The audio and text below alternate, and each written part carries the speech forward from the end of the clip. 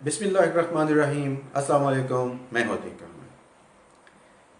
नाज़रीन, आज फिर आपके साथ एक नई मोटिवेशनल वीडियो के साथ हाज़िर हूँ। मेरा काम है आपको मोटिवेट रखना, आपको इंस्पायर करना, और आपका काम है मेहनत करना और मेहनत करके अपनी मंजिल मकसूद पर पहुँचना। दोस्तों, हम में से हर आदमी का कोई ना कोई गोल होता है, कोई ना कोई एम होता है, कोई ना कोई मकसद होता है जीने का। और जिसका कोई जीने का मकसद नहीं होता, वो समझे पैदा ही नहीं होता और वो इस दुनिया पे है ही नहीं। बेमकसद लोगों से दोस्ती मत रखिए। मैं आपको हमेशा कोशिश करता हूँ कि किसी रियल स्टोरी से या किसी सक्सेस स्टोरी से ये समझाने की कोशिश करूँ कि आप किस तरह आगे बढ़ सकते हैं, आप अपने ड्रीम्स को कैसे आगे ले जा सकते हैं। मैं आज आपको अपने एक दोस्त की सक्सेस स्टोरी सुनाता हूँ कि वो दोस्त मेरे साथ स्कूल में पढ़ता था। बहुत अरसे के बाद मुझे पता चला कि उसके पास एक फार्म हाउस है। हमें किसी दोस्त की शादी के लिए कुछ दूध की और गोश्त की ज़रूरत पड़ी, तो हम उस दोस्त के पास गए जिसका फार्म हाउस था कि यार, हमें इस तरह कुछ गोश्त और कुछ दूध चाहिए, क्या तुम हमारी कुछ मदद कर सकते हो? तो उसने बोला कि हाँ, क्यों नहीं, आपको जितना दूध चाहिए, जितना गोश्त चाहिए, आप मेरे फार्म हाउस से आकर ले सकते हैं।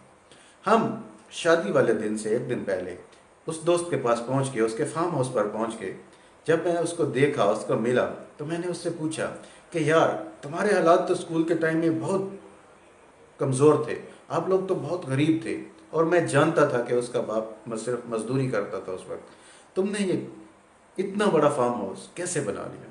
तो फिर उसने अपनी स्टोरी मेरे साथ शेयर की, जो मैं आज आप दोस्तों के साथ शेयर करने जा रहा हूँ। उसने मुझे बताया कि अतीक, अगर तुम्हें याद हो तो हमने क्लास 8 में हमें एक टीचर ने एक ऐसे दिया था लिखने के लिए कि आप ज़िंदगी में अपने मकसद के बारे में लिखें, आप अपने गोल के बारे में लिखें, आप वो डिज़ायर बताएं जो आप पूरी करना चाहते हैं। तो उस वक्त जो मैंने असाइनमेंट दी थी, आप लोगों को शायद नहीं पता, लेकिन मुझे उस असाइनमेंट में ग्रेड F मिला था। और नाजरीन, उस ग्रेड F के बारे में हम सब लोग अच्छी तरह जानते थे, लेकिन उसके पीछे छुपी स्टोरी को सिर्फ वो हमारा दोस्त जानता था। बहरहाल, उसने वो स्टोरी मेरे साथ शेयर की।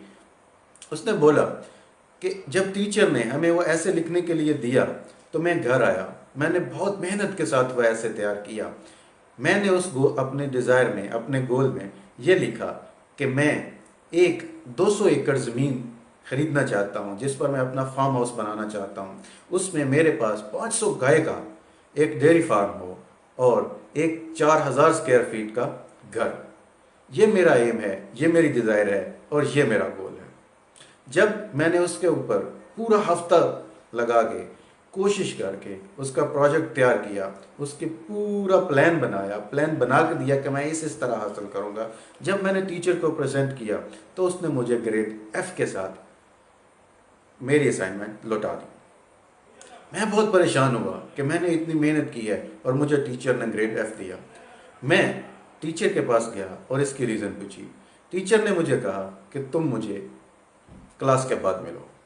मैं जब क्लास के बाद अब टीचर से मिला, तो टीचर ने मुझे बड़े प्यार से बिठाया और कहने लगा, लुक बेटा, तुम्हारा जो ड्रीम है, तुम्हारा जो डिज़ायर है, वो बिल्कुल अनरियलिस्टिक है। मैं जानता हूँ कि तुम्हारा बाप एक मज़दूर है, मैं जानता हूँ कि तुम्हारा बाप एक बहुत ही गरीब है, मैं जानता हूँ कि तुम्हारा घर भी कोई ख़ास नहीं है, मैं जानता हूँ कि ये गोल तुम्हारे लिए अचीव करना नामुमकिन है। तो तुम कोई अगर रियलिस्टिक गोल बनाओ, अगर कोई रियलिस्टिक असाइनमेंट दो जो तुम कर सकते हो, तो मैं तुम्हारे ग्रेड बढ़ा सकता हूँ। तो मैंने उससे पेपर ले लिया और दोबारा घर आ गया। मैंने दोबारा घर आके दोबारा अपनी डिज़ायर लिखनी शुरू की, वो ऐसे लिखना शुरू किया, लेकिन उस असाइनमेंट में मेरे से कुछ बन नहीं पा रहा था। एक दिन मेरे बाप ने मुझे उलझा हुआ देख लिया। मैंने बाप को सारी बात बताई, तो उसने कहा, बेटा देखो, जो तुम्हारे ज़हन में है, जो तुम करना चाहते हो, वही करो, इससे कोई फ़र्क नहीं पड़ता कि तुम्हें कौन सा ग्रेड मिलता है। बहरहाल, अगले हफ्ते मैंने वही सेम असाइनमेंट, सेम ऐसे उसी तरह फिर टीचर को दे दिया और मैंने टीचर को कहा कि you can keep your grade and I will keep my dream. मैंने कहा कि आप मुझे ग्रेड F दो या F से भी नीचे का दो, और लेकिन मैं अपने ड्रीम को नहीं छोड़ूंगा, मैं अपनी डिज़ायर को नहीं छोड़ूंगा। मैंने उस डिज़ायर को अपनी एक बर्निंग डिज़ायर बना लिया, अपने लिए एक मर्ज बना लिया, उसके लिए सर तोड़ कोशिश की। और मेरे दोस्त अतीक, आज तुम जहाँ खड़े हो ये वही मेरा फार्म हाउस है, वही मेरा डेयरी फार्म है, और वो सामने देख लो मेरा 4000 स्क्वायर फीट का घर भी है। मैंने अपने डिज़ायर को हासिल कर लिया। और मैं एक बात और बता दूं कि कुछ ही हफ्ते पहले मेरा वही टीचर अपने बच्चों को बोटेनिकल टूर पर लेके आया, तो उसने मुझे कहा कि बेटा, मुझे उम्मीद नहीं थी कि तुम अपने गोल में कामयाब होगे, अपने मकसद में कामयाब हो जाओगे।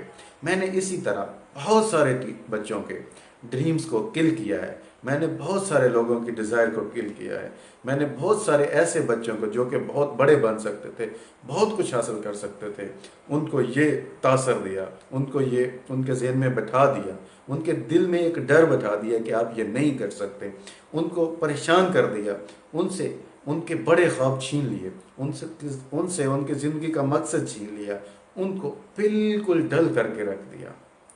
उसने अपनी गलती, टीचर ने अपनी गलती तस्लीम की और वो चला गया।